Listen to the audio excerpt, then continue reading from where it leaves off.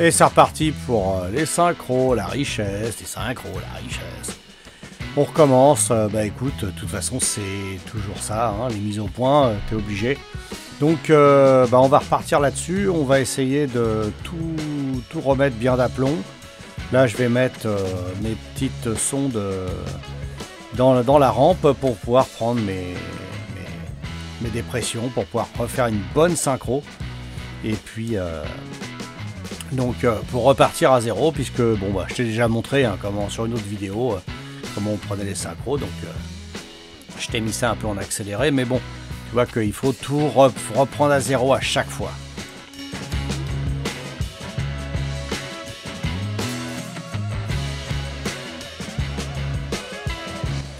Oui, tu vas voir que la machine va pas bien tourner du tout, ça va pas se passer très bien.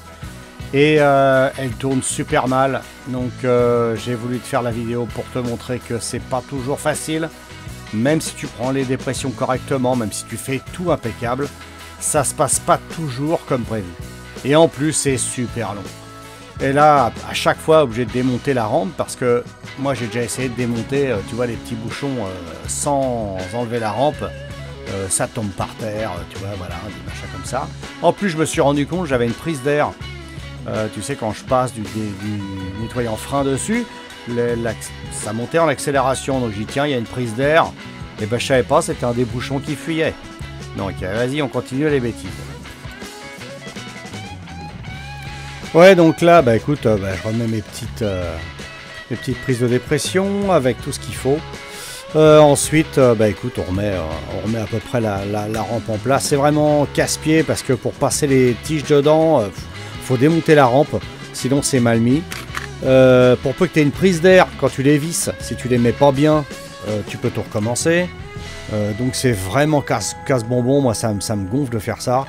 Donc là, je remets ma rampe, bon j'ai foutu mes tuyaux, mais bon, c'est que ça prend un temps pas possible.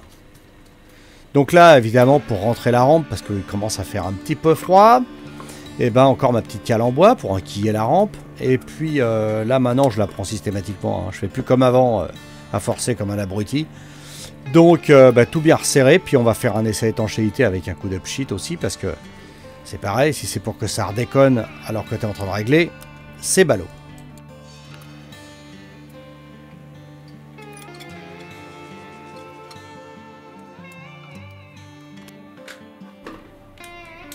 Ouais, je remets quand même les filtres à air, même s'ils sont pas adaptés, même si ça va être la merdouille à régler.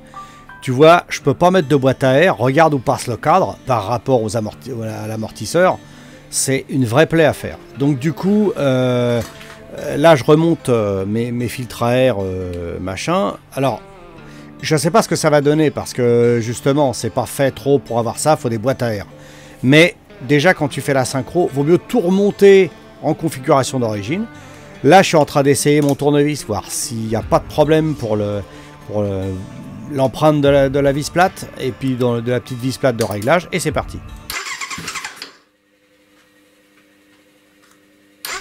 Oui, donc phase de démarrage. Putain, je te jure, c'est gonflant. Le truc, il démarre pas. Bon, la rampe, elle a été un peu vidée. Le goutte à goutte est pas terrible, et tout. Et vas-y que tu fais des essais. Et vas-y qui démarre toujours pas. Je te jure, moi ça me gave, hein. Ça doit t'arriver aussi et franchement c'est vraiment casse-pied. Donc un petit coup de pchit dans le nez et ça part.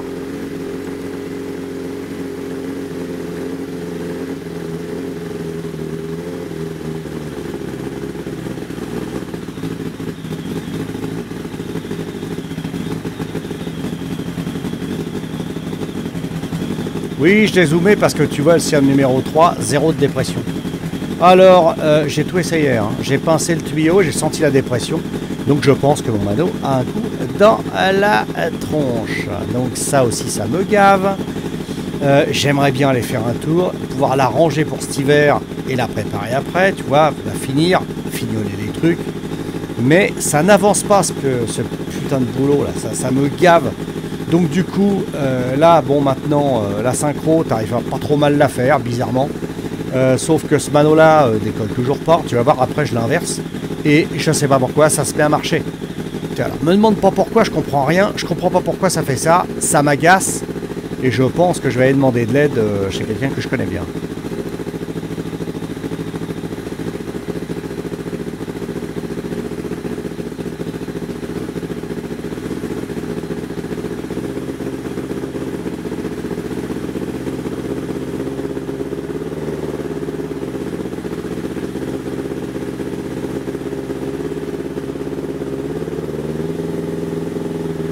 Et tu vois, je sens que le régime monte, redescend, remonte, redescend. J'arrive pas à comprendre pourquoi.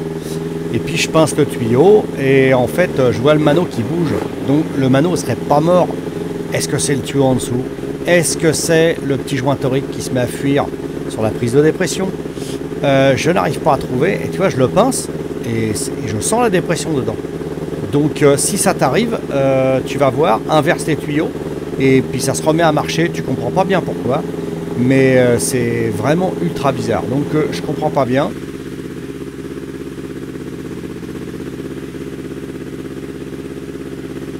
Là tu vois c'est inversé. Donc ça remarche. Vraiment je piche que dalle. Hein. C'est vraiment... c'est de l'abrutissement. Hein. Bon, je vais zoomer, tu vas voir.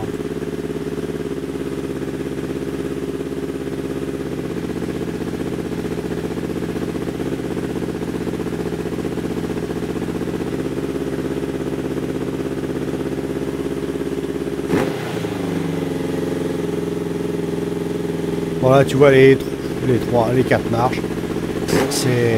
Et tu vois la dépression, comment elle est bizarre sur le 3. Ça me gonfle. En plus, là, tu sens qu'elle tourne super mal, la machine. Vraiment très mal. Donc, il va falloir prendre les choses en main, là, parce que ça va pas du tout.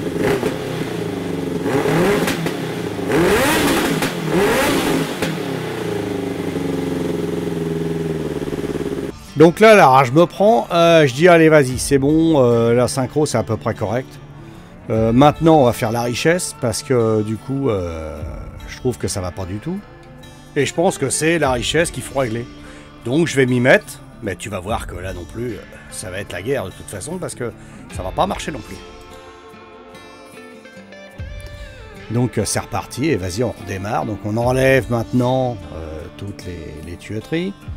Donc tout ça c'est pareil, ça prend du temps, c'est chronophage au possible et j'ai pas trop le temps. Donc c'est vraiment prise de tête. Hein. Alors je redémarre et puis la prise de synchro, alors tu vois c'est un tournevis articulé, coudé. Le problème c'est que déjà il est trop court et puis la tête est trop grosse. Donc tu vas voir, je vais en plus me faire chier à faire ça. Donc elle va changer un petit peu, ça va modifier un petit peu les vis d'air. Donc normalement tu serres ou tu desserres la vis d'air, ça dépend. Et tu écoutes le moteur. Si le moteur monte en régime, c'est très bien, parce que tu le laisses monter en régime jusqu'à temps que le régime soit constant. Mais s'il continue à monter, il faut continuer à agir sur la vis. Quand il n'agit plus, c'est-à-dire que le régime reste stabilisé, que tu visses ou que tu dévisses, voilà, donc du coup, là tu arrêtes, et puis tu redescends ton ralenti, et tu passes comment dire, au carbu d'après. Le problème, c'est que les carbus du milieu, ils sont très loin. La tête de mon tournevis est trop grosse et c'est pas assez long pour pouvoir le soutenir en dessous. Le moteur est bouillant, donc tu le tiens à la main, tu te crames et en plus de ça, il faut arriver à rentrer dans la fente correctement. Crois-moi, quand t'es pas outillé avec le bon matos, c'est vraiment la merde. Vraiment, moi ça me gave, donc du coup, je bricole, c'est tout ce que je fais. Car là, tu l'as entendu, la vis, le régime qui est remonté. Donc là, j'ai redescendu le ralenti, et puis je passe au cylindre d'après. Normalement, c'est bon.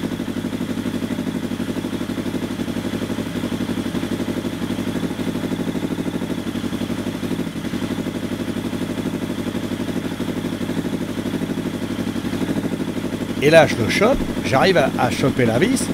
Impossible de trouver le cran. Donc je le tourne pour chercher le cran. Où est-ce qu'il est?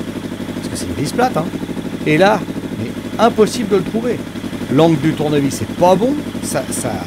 Et là, j'ai les doigts mais cramés, quoi. Donc ça devient super fastidieux à faire.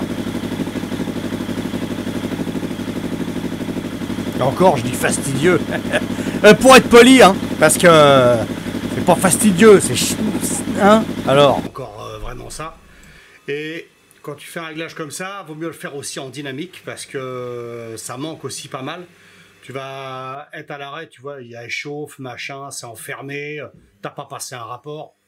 Hop. Ah ouais, c'est bien la seule chose qu'elle fait, hein, bien démarrer. Hein. Non mais arrête. Le truc qui marche pas, arrête d'insister là.